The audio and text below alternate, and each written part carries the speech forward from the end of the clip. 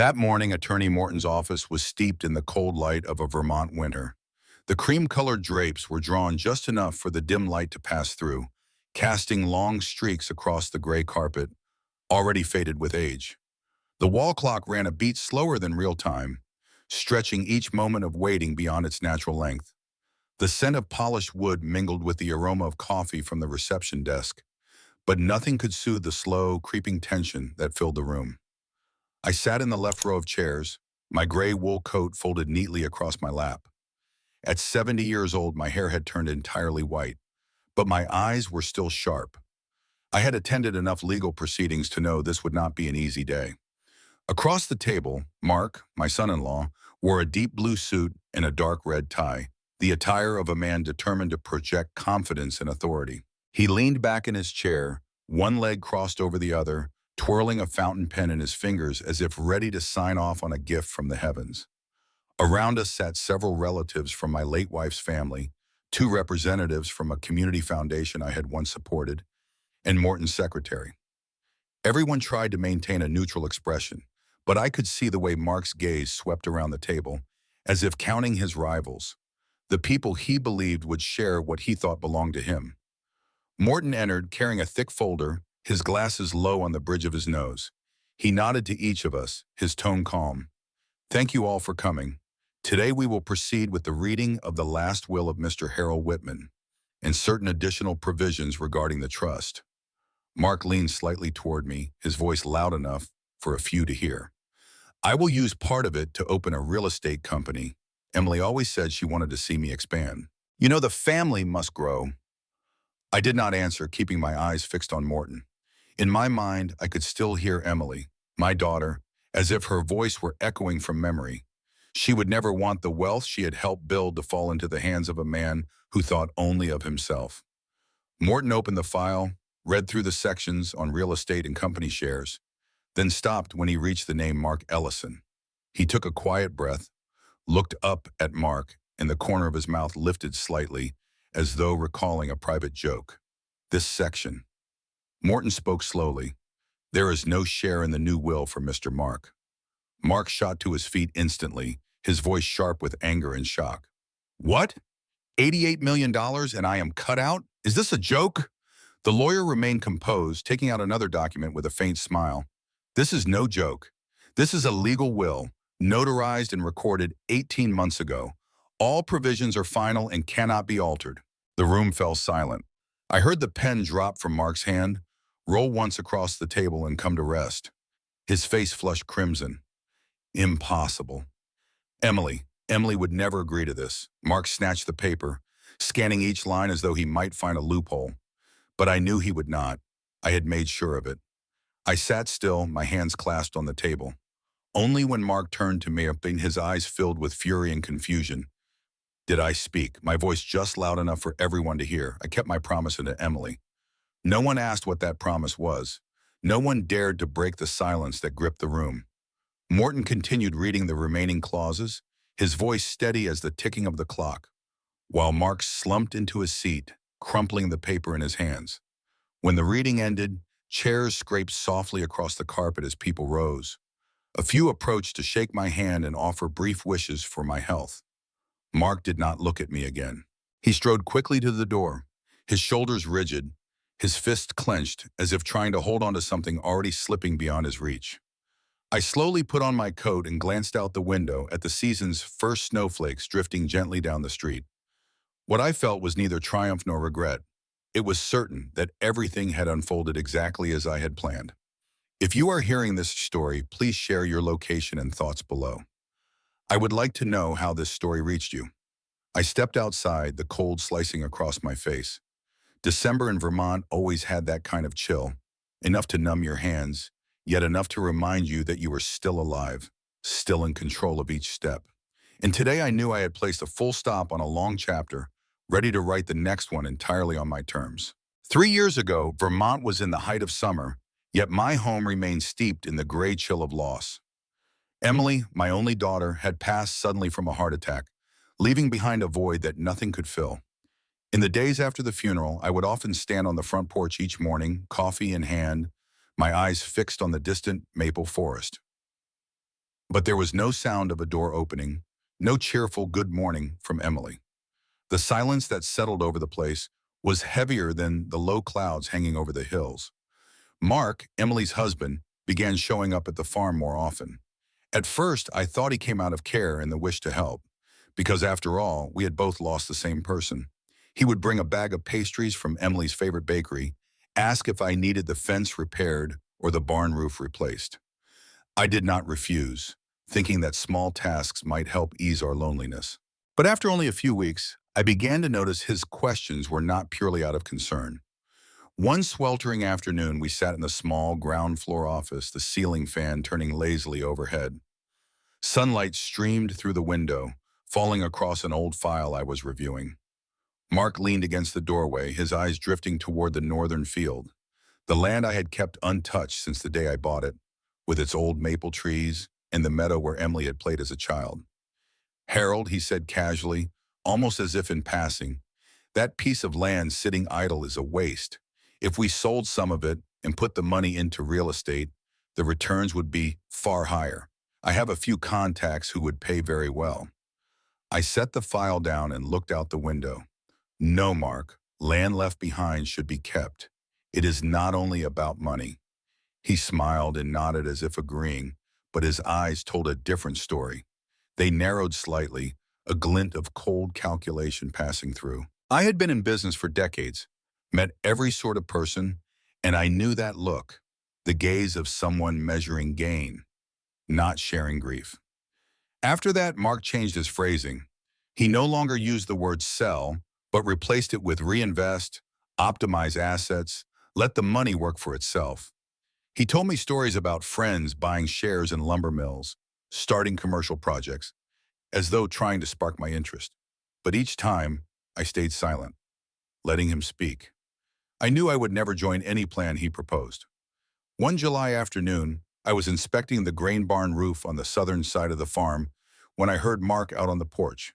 He was on the phone, his voice lowered but carried to me by the breeze. "One day all of it will be mine." I stood still, my back against the wooden wall, hearing a soft chuckle from the other end of the line. Mark went on. "The old man is still holding tight, but time is on my side. When the moment comes, I will handle everything." The sound of footsteps approaching forced me back inside. I bent over the desk, pretending to be studying the ledger. When Mark walked in, a water bottle in his hand, his face revealed nothing. "Need a hand carrying this box to the truck, Harold?" he asked. "Sure," I answered briefly. I did not ask about the call, not because I overlooked it, but because I knew one thing well. If you want to see someone's true nature, let them believe you are not watching. Anger only makes them cautious. Silence lets them grow so confident that they reveal more than they intend. From that day, I began watching Mark more closely. When he spoke with staff, I noted how skillfully he asked about lumber output, monthly revenue, and long-term supply contracts. Once, while I was out by the stables, he slipped into the office alone. When I returned, I found him standing before the filing cabinet, scanning the folders. He smiled, saying he was just curious about how I organize things. Another time I caught him in Emily's room holding her bank documents. "Just looking over unpaid bills to help you," he said evenly. I did not argue, but as soon as he left, I moved every important document into my locked cabinet. The small things, the glances, the offhand remarks, the excessive curiosity, began to form a complete picture. I saw that Mark did not only want to help or participate, he was finding ways to sink deeper roots into my family's property. One autumn evening, after Mark had gone, I sat alone at my desk. The lamp cast its light onto the pages of the notebook I had used for decades, where I recorded both business and personal notes. I opened it and wrote down word for word what I had overheard him say. Besides it, I marked a red cross. It was not legal evidence, but it was the beginning of a file I would continue to build. At that point, I had neither reason nor grounds for a confrontation. And I knew that in matters of family and property, without clear proof, every word could be dismissed as unfounded suspicion. So I kept my routine unchanged. I still managed the farm, still spoke to Mark as usual, letting him believe I suspected nothing. But in my mind, every action, Every word, every look from Mark was recorded like bookmarks in a thick book. And one day I would open to the right page and read it aloud for all to hear, not as rumor, but as truth. I have never believed in luck when dealing with serious matters. In my life, every correct decision I have made has come from knowing the facts before taking action. With Mark, I knew I would need more than a feeling or a hunch. I needed evidence, clear, lawful, and strong enough to stand if everything ended up in court. I began with a call to Lydia Harper, a lawyer I had known since my years working in accounting. Lydia was in her 50s, her voice always steady, as if she were reading from a prepared report. We had worked together on several complex financial disputes, and I knew she understood both the law and human behavior. "I need your help," I said directly from the start, "and I need this matter kept confidential." Lydia was silent for a few seconds before asking, "How serious?" "It could touch everything. My family's entire estate and reputation." She did not ask further, only said she would meet me the following afternoon. Alongside Lydia, I hired a private investigator, Thomas Kerr, a former police officer who had worked in the Financial Crimes Division. Thomas was solidly built, quiet, the sort of man who, when he nodded and took on a job, you knew would see it through to the end. I met them in a small office on the town's main street, its window overlooking a cobblestone road and the cafe Emily had once loved. I summarized what I had observed over the past few months. The vague remarks, Mark's interest in documents, the phone call where he had said, "One day all of it will be mine." Lydia took careful notes. Thomas simply listened and nodded. "What do we need first?" Lydia asked. "Mark's financial transactions over the past 2 years," I replied. "And if possible, check whether he has accessed any of Emily's accounts after she passed." Thomas took on that task. He had connections with a few former colleagues in banks and brokerage firms, enough to obtain information the average outsider could not. Lydia began reviewing all legal documents related to Mark's inheritance rights, particularly the clauses in Emily's will and any legitimate claims he might press. 2 weeks later, we met again. Thomas placed a thick, neatly clipped file before me. He turned each page, explaining briefly. 6 months after Emily's death, Mark sold a condo in Burlington that was in her name without notifying the family. Nearly $400,000 from the sale went directly into his account.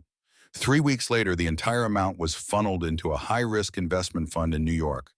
The fund collapsed in less than 8 months. I stared at the final figure, the balance reduced to only a few $1,000s. Thomas continued, "There is also evidence that he attempted to access your family trust account. A banker in Montpelier, someone he knows, tried to obtain the balance and transaction history. Fortunately, the bank required a power of attorney, and nothing was released." Lydia interjected, "This matters.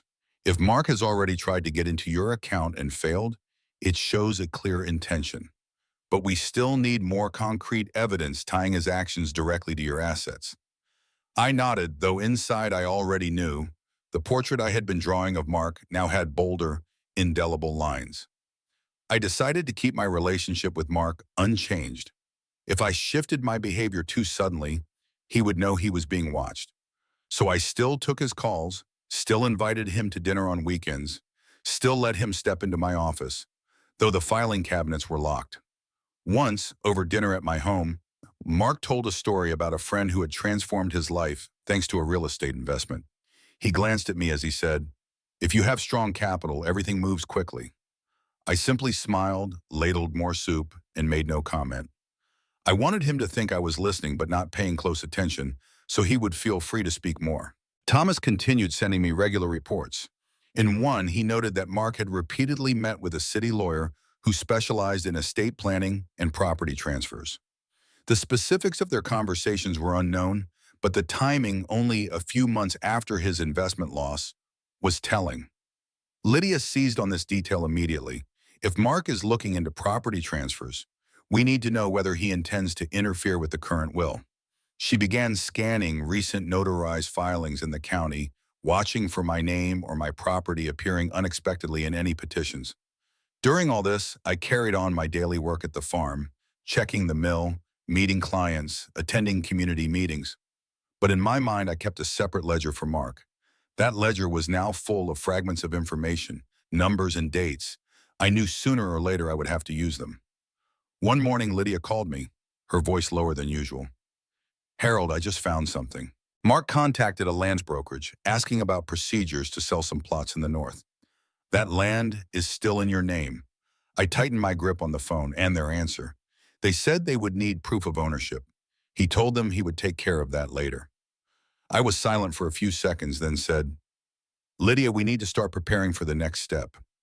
That evening, I sat in my study, looking at the photograph of Emily on my desk. She was smiling, her hair lifted by the wind.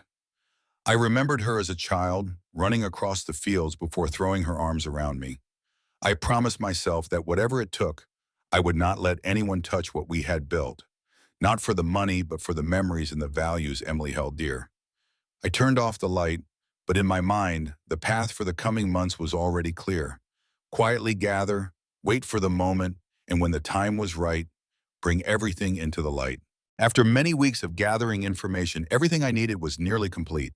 I knew exactly what Mark had done, how much he had lost, and that he was still looking for ways to reach what belonged to me. The only thing he did not know and would never know until the final moment was that I had decided to lock my entire estate inside a structure no one could ever break. It was Lydia who suggested the option of an irrevocable trust. Under the law, once such a trust is established and assets are transferred into it, no one, not even the grantor, can withdraw or alter its terms except in very rare circumstances authorized by a court. It not only protects the value of the estate from opportunists, but also ensures it will be distributed exactly as intended, regardless of pressure or disputes. We met at her office in Montpelier. Outside, it was a cool autumn day, and red and gold maple leaves were scattered across the walkway. Inside, Lydia's desk was already stacked with thick files. She placed a dark blue folder in front of me. This is the trust structure, Harold. The majority of majority, about 80% of your net worth, will be placed here. The sole beneficiary will be your grandchild, but will only gain access at the age of 25. Until then, the trust will invest safely, generate returns, and a portion of the annual income will be directed to the scholarship fund and community organizations you designate. I turned each page, reading every clause carefully. And the remainder, I asked? The remaining 20% will also go into the trust, but will be distributed annually to the Emily Whitman Scholarship Fund and the Vermont Community Development Council. We will establish clear bylaws to ensure no one can divert its purpose. I nodded. Emily had always wished to help children in this small town receive a full education. Now I would make certain that it happened. Lydia leaned forward, lowering her voice. The important thing is that Mark will know nothing. Everything will be done quietly, and the old will be replaced entirely by a new one that incorporates the trust provisions. I knew she was right. If Mark sensed any change, he would try to apply pressure or interfere. We agreed to hold all meetings in the evenings or on days when I could claim business in the city as an excuse. We began the transfer process. I signed each document, every signature notarized on the spot with 2 independent witnesses, people Lydia trusted completely. To guarantee legality and protect against future false claims, I agreed to have the entire session recorded and archived. The sound of the pen moving across paper, my voice reading each provision aloud before signing, the witnesses confirming. Together they formed undeniable proof that this was my voluntary intent.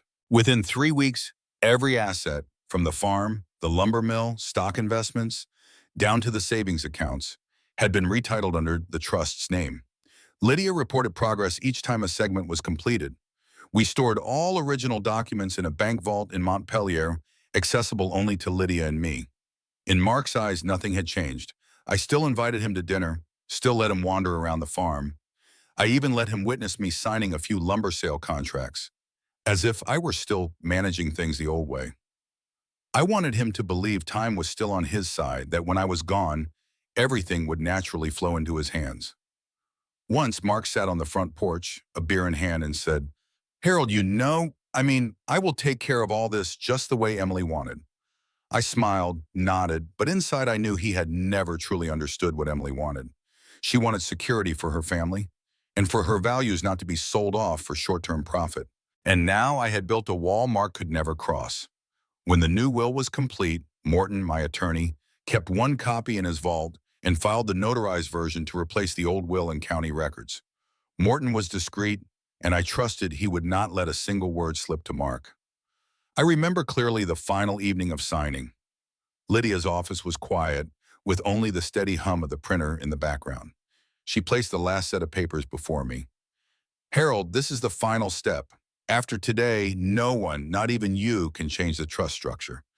I took the pen, thinking back to everything that had led here. The way Mark's eyes lingered on the northern land, his voice on that phone call, saying one day all of it will be mine, and the secret transactions we had uncovered. I signed my name, the deep blue ink standing out clearly on the page. The witnesses signed next, then the notary stamped the seal. Morton nodded, gathering the documents, and said simply, "That's it." On the drive home, I moved slowly through the small streets, yellow lamplight glinting on pavement damp with dew. For the first time in many months, I felt I had truly stayed ahead of Mark, not through trickery or force, but with meticulous preparation and the law firmly on my side. That night, I stood on the porch, looking out over the darkened fields, listening to the insects in the night air. I did not feel completely relieved because I knew Mark would not give up easily, but I was more at peace. The wall I had built was solid, and the key rested only in the hands of those I trusted without question. Mark still had no idea, and that was my greatest advantage. 3 days before the will reading, I received an email from Mark. The subject line was short, "Big news." In the body, he wrote a few lines bursting with excitement, scattering exclamation marks in capital letters. "Just a few more days. I have talked to some friends in Burlington, and if everything goes as expected, I will open my own company at the start of next year. Finally, I get to do things my way." I read it, then closed the laptop. There was no need to guess further. I knew exactly what he was referring to. From his tone, Mark was certain he would have it all after the reading of the will. What he did not know was that what he was so eager for was the very trap I had patiently built over the past 18 months. When the day arrived, the sky was gray, the clouds heavy, and early winter winds were sweeping through the streets of Montpelier. I arrived at Morton's office half an hour early. The meeting room was already prepared. A long wooden table, leather chairs, a pitcher of water with glasses, and a neat stack of files. Morton was reviewing documents and his glasses low on his nose. He looked up when I entered. "Ready, Harold?" he asked. "Ready." Not long after Mark arrived, he wore a black coat, a red tie, his steps quick and deliberate. I noticed the confident, almost arrogant glint in his eyes, as if today's meeting was nothing more than a formality for a transfer of power. Morton invited him to sit across from me. He shook my hand briefly, a fleeting smile on his face that could not hide his anticipation. Morton began, his voice steady and clear. "Today, we are here to announce and confirm the validity of the will and the legal documents concerning the estate of Mr. Harold Whitman." Mark sat upright, eyes fixed on Morton, his hands placed on the table, as if ready to sign whatever papers were put in front of him. But Morton did not rush. He opened the file, taking out a document about an inch and a half thick, stamped in red and signed by a notary. "This is the most recent legal will of Mr. Whitman, executed and notarized 18 months ago, fully replacing all previous wills." I caught the slight furrow in Mark's brow. Perhaps he had not considered the possibility that the will had been altered. Morton continued, "Under the terms of this document, the entire estate, including the farm, investments, real estate, and cash, has been transferred into an irrevocable trust. The sole beneficiary is Mr. Whitman's grandchild, to receive access at the age of 25. In the meantime, the trust will allocate annual returns to the Emily Whitman Scholarship Fund and the Vermont Community Development Council." The air in the room suddenly grew heavy. Mark leaned forward, his voice rising. "Excuse me, what do you mean? What about my share?" Morton's voice remained even. "This will does not leave any portion of the estate to you, Mark. This is the lawful and notarized intention of Mr. Harold Whitman." Mark shot to his feet, the chair screeching against the floor.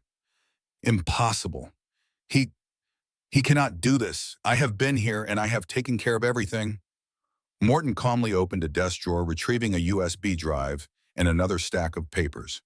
"Here is the audio recording and notarized minutes from the session when the trust and new will were executed, signed by two independent witnesses. Mr. Whitman read each provision aloud, confirmed he was fully lucid and acting voluntarily. All of it is lawful and irreversible unless a court finds clear evidence of fraud or coercion, which is not the case here. Mark's face flushed, his hands clenched tight. This is a conspiracy. Morton did not respond to the accusation. He simply placed the file on the table and slid it toward Mark. You may have your attorney review it, but I assure you, everything was drafted and registered in full compliance with Vermont law. I remained silent throughout, only observing. Every reaction from Mark was exactly as I had anticipated. He was used to controlling the narrative, but today, the story no longer belonged to him. After several minutes of pointless protest, Mark slumped into his chair, his gaze vacant. He looked at me as though hoping for an explanation. I spoke softly. Everyone has the right to decide the fate of their estate, Mark. Morton gathered the documents, bringing the meeting to a close. I rose, adjusted my coat, and walked out.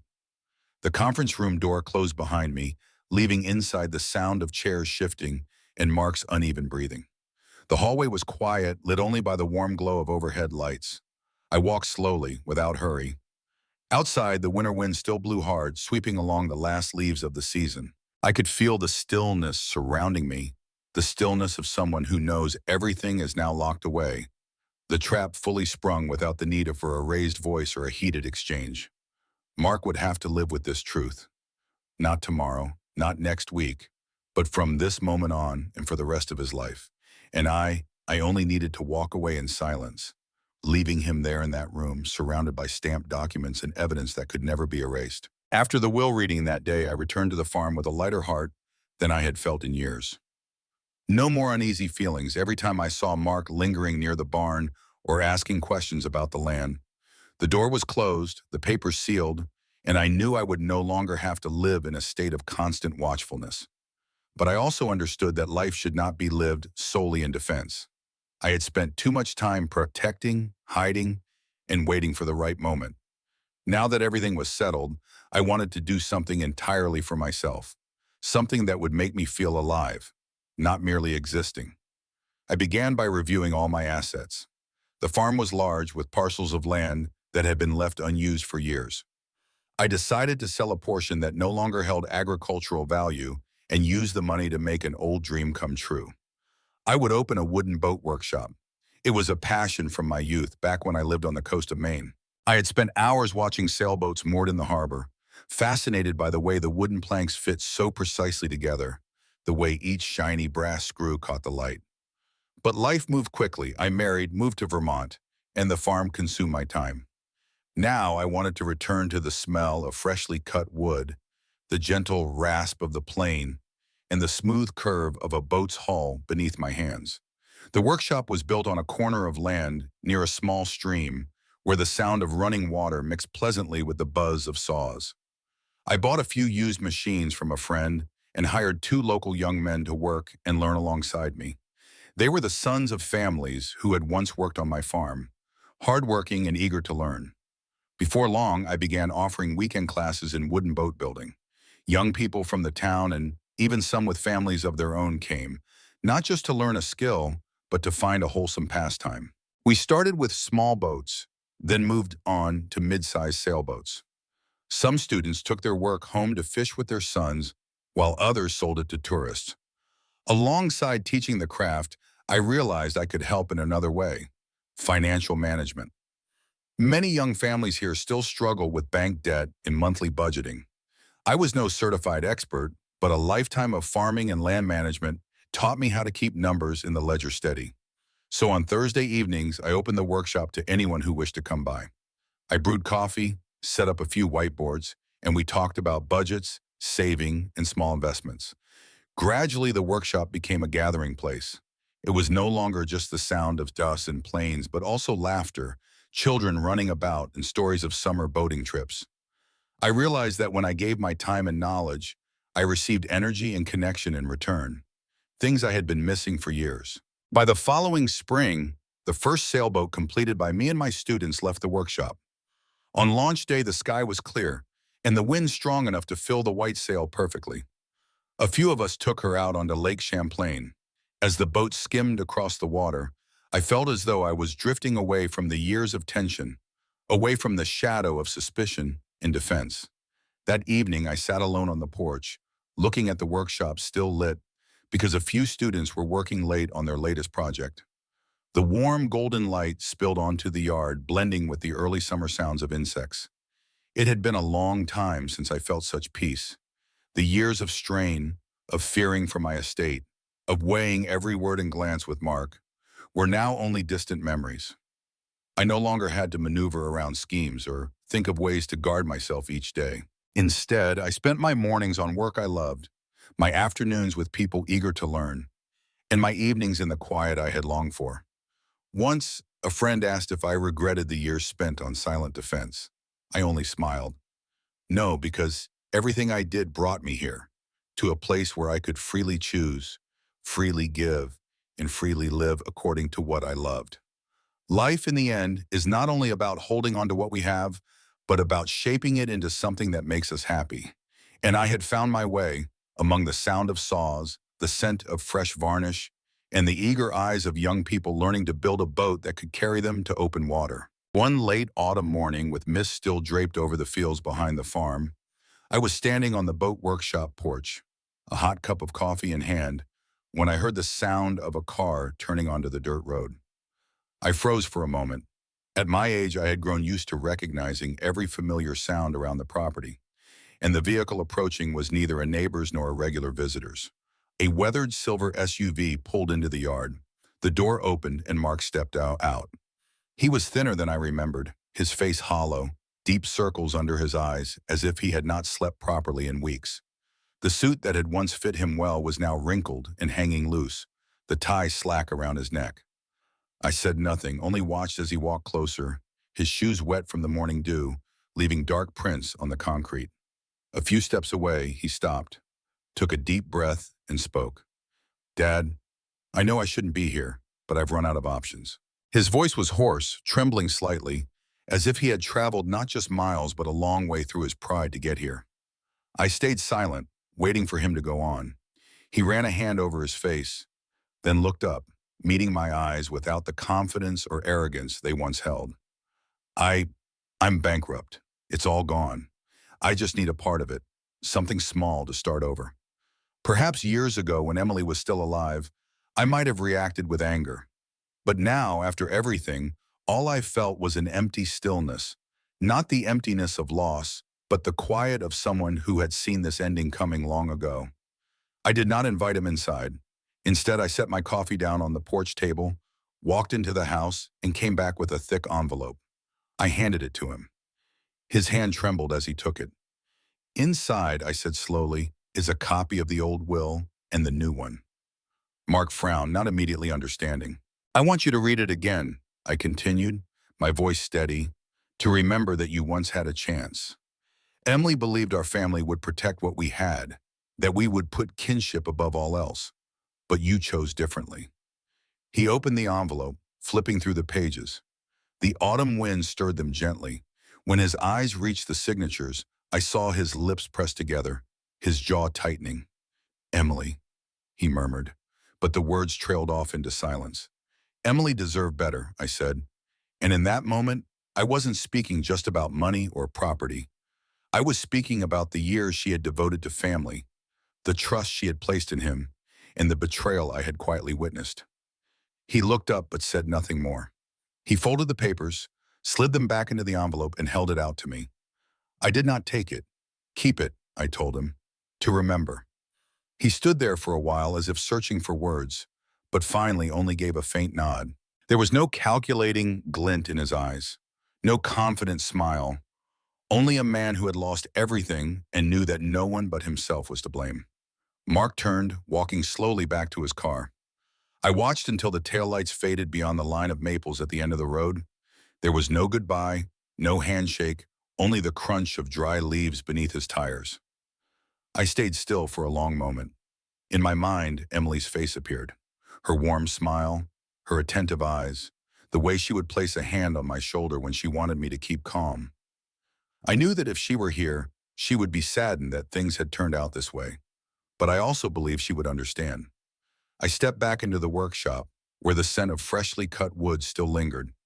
My students were bent over the frame of a new boat, working with focus. They looked up, smiled in greeting, and went back to their tasks.